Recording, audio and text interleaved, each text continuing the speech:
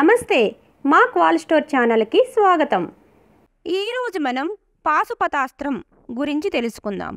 వ్యాసుల వారు అరణ్యంలో ఉన్న పాండవుల వద్దకు వచ్చాడు. ధర్మరాజుకు ఎన్నెన్నో ధర్మాలు ధర్మ సూక్ష్మాలు తెలియజెప్పాడు. కురుక్షేత్ర సంగ్రామం జరగనున్నదని ఆ మహర్షికి తెలుసు.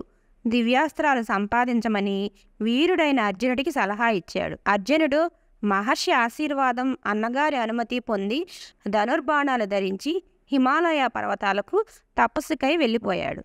ఇంద్రుడి సలహా ప్రకారం శంకరుని గూర్చి ఘోరమైన తపస్సు చేశాడు. అతని తపో మహిమకు లోకాలు గజగజ వణికాయి. అంతటా పరమశివుడు అర్జునుడిని పరీక్షించాలనుకున్నాడు. పార్వతీ పరమేశ్వరులు కిరాతుల వేషంలో అక్కడికి వచ్చారు. శివుడి మహిమ వల్ల మూకుడనే రాక్షసుడు ఒక అడవి పంది రూపం ధరించి తపోదీక్షలో ఉన్న అర్జునుడి మీదకి వచ్చాడు. అప్పుడు అర్జునుడు ఆత్మరక్షణార్థం ఆ పందిని బాణంతో కొట్టాడు. అయితే అదే సమయంలో కిరాతుడు కూడా బాణం ప్రయోగించాడు. ఇద్దరి బాణాలు తగిలి పంది రూపంలో ఉన్న రాక్షసుడు విలవిలా తన్నుకుని చచ్చాడు. అంతటా అర్జునుడికి కిరాత రూపంలో ఉన్న శివుడికి పెద్ద కలహం జరిగింది. నా వల్లనే పంది చచ్చిందని అర్జునుడు అన్నాడు. కాదు, నా బాణమే దాని ప్రాణాలు హరించిందని కిరాతుడు చెప్పాడు. ఒకరు కొట్టిన మృగాన్ని మరొకడు కొట్టడం వీరత్వం కాదని అర్జునుడు పలికాడు. ఇద్దరికీ వాదం జరిగింది. మాటలు పెరిగాయి. కిరాతుడు సవాలు చేశాడు. వీరుడు అర్జునుడు రోషంతో కిరాతుడిపై బాణవర్షం కురిపించాడు. కానీ ఆ బాణాలు కిరాతుడిని తాకి వెంటనే కింద పడిపోతూ వచ్చాయి. అర్జునుడు ఆశ్చర్యచకితుడైనాడు. అతడి యొక్క బాణాలు ఎప్పుడూ వ్యర్థం కాలేదు. ఎప్పుడూ అతనికి యుద్ధంలో ఓటమి సంభవించలేదు. కానీ ఇప్పుడు ఒక సామాన్యుడైన కిరాతుడి ముందు తన పరాక్రమం వ్యర్థమైందే అని అతడు లోపల చింతపడ్డాడు. బాణాలన్నీ అయిపోయాయి. చివరికి విల్లు తీసుకుని ఆ కిరాతుడిని కొట్టాడు.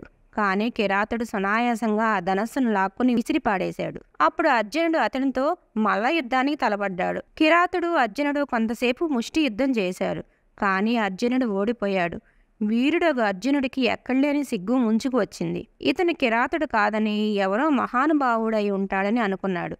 అయినా ధైర్యం విడువక పదే పదే కింద పడిపోతున్నా మరలా లేచి కిరాతుడితో కలియబడుతూ వచ్చాడు. అతని దేహం గాయాలమయమైంది. చివరకు కింద పడి లేవలేని స్థితికి వచ్చాడు అర్జునుడు.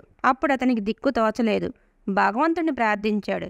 వెంటనే అతనితో యుద్ధం చేస్తున్న కిరాతుడు మాయమై పరమశివుడు ఎదురుగా నిల్చున్నాడు. అది చూచి అర్జునుడు, శంకరా, నీవా ఈ వేషంలో వచ్చింది? నా అపరాధం మన్నించు ప్రభు అంటూ శివుడి పాదాలపై వాలాడు. మహాదేవుని వేదమంత్రాలతో స్తుతించాడు. శంకరుడు చిరునవ్వు నవ్వాడు. పార్థుణ్ణి లేవదీసి ఒళ్ళంతా నిమిరాడు. ఈశ్వరుడి హస్తస్పర్శతో అర్జునుడి గాయాలన్నీ మాయమైనాయి. అతనికి మరలా ఎక్కడలేని బలం ధైర్యం పుట్టుకుని వచ్చాయి. అర్జునుడి పరాక్రమానికి మెచ్చుకుని శివుడు అతనికి అనేక దివ్యాస్త్రాలు ఇచ్చాడు. అర్జున, నిన్ను పరీక్షించడానికి ఇలా చేశాను. నీ శౌర్యానికి సంతోషించాను. నీకు యుద్ధంలో ఎప్పుడు అపజయం అనేది ఉండదు.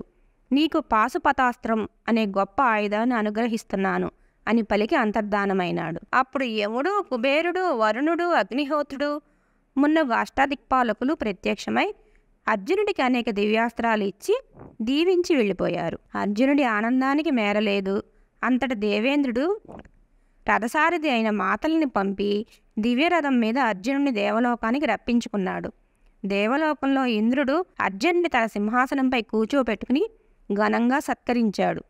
అర్జునుడు దేవలోకంలో ఇలా గౌరవ మర్యాదలు పొందినప్పుడు అక్కడ ఊర్వశి అతన్ని చూచి మోహించింది. తన కోరిక తీర్చమని అనేక విధాలా వేడుకున్నది. కానీ అర్జునుడు అందుకు సమ్మతించలేదు. అమ్మా, నీవు నాకు తల్లి వంటి దానవు. ఇలా కోరడం ఉచితం కాదు. ఈ పాపపు తలంపు విడిచిపెట్టు అని ప్రార్థించాడు అర్జునుడు. అయితే మోహదాహంతో అలమటించిపోతున్న ఊర్వశికి కోపం వచ్చింది.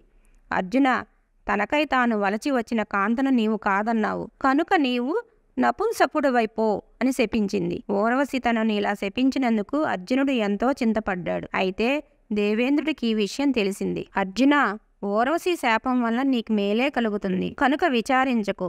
ఈ శాపఫలం నీవు 1 ఏడాది మాత్రమే అనుభవిస్తావు. మీరు అజ్ఞాతవాసం చేసే కాలంలో నిన్ను ఎవరూ గుర్తించకుండా ఈ నపుంసకత్వం రూపంలో ఉంటావు. ఆ తర్వాత ఎప్పటి రూపం పొందుతావు అని ఇంద్రుడు చెప్పాడు. అర్జునుడు దేవలోకంలో 5 ఏండ్లు ఉన్నాడు. ఆ సమయంలో సంగీతము, నాట్యము అనేక విద్యలు నేర్చుకుని గొప్ప నాట్యాచార్యుడైనాడు. మరిన్ని విశేషాలతో నెక్స్ట్ వీడియోలో కలుసుకుందాం. ఈ వీడియో కనుక మీకు నచ్చినట్లయితే లైక్ చేయండి, షేర్ చేయండి, సబ్స్క్రైబ్ చేయండి. అలాగే పక్కనే ఉన్న బెల్ ఐకాన్ని క్లిక్ చేయటం మర్చిపోకండి.